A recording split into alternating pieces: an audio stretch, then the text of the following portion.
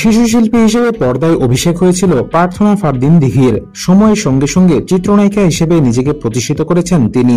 কাজ করেছেন বর্তমান সময়ের বেশ কিছু নায়কের সঙ্গে। তবে এখনো পর্যন্ত চিত্রনায়ক শাকিব খানের নায়িকা হিসেবে অভিনয় করতে পারেননি দিঘি। যদিও একসময় শিশু শিল্পী হিসেবে এই নায়কের সঙ্গে স্ক্রিন শেয়ারের সুযোগ হয়েছিল এই তারকার, তবে নায়িকা হিসেবে সেই সুযোগ হয়ে ওঠেনি। কেন শাকিবের সঙ্গে বর্তমানে কাজ করা হচ্ছে না দিঘির? সম্প্রতি একটি সংবাদ মাধ্যমে দেওয়া সাক্ষাৎকারে সেই প্রশ্নের উত্তর দিয়েছেন অভিনেত্রী।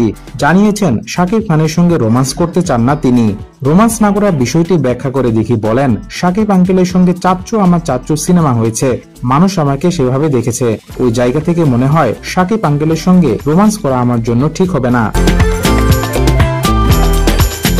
তবে যদি এমন কোন চরিত্র পান যেখানে প্রেম নেই, এমন কোন গল্প হলে শাকিবের বিপরীতে কাজ করতে পারেন দিঘি, সেটা নিশ্চিত করে অভিনেত্রী বলেন, চরিত্রের প্রয়োজনে ওই রকম কোন সম্পর্ক দেখানো হয় না।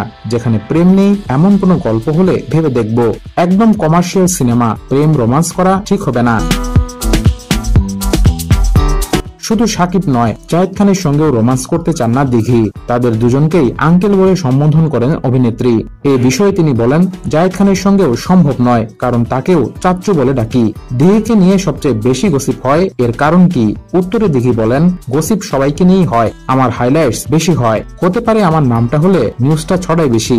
আমি মনে করি আমার নামে একটা রিউমার আসলে অনেকে টিআরপি পাচ্ছেন, তখন বোঝা যায় আমি আলাদা, এজন্যই আমার নামটা ব্যবহার করা হচ্ছে। প্রার্থনা ফারদিন দিঘি বর্তমানে কাজ করছেন চিত্রনায়ক সিয়াম আহমেদের বিপরীতে জঙ্গলি সিনেমায়। চলতি বছরই প্রেক্ষাগৃহে মুক্তি পাওয়ার কথা রয়েছে ছবিটি।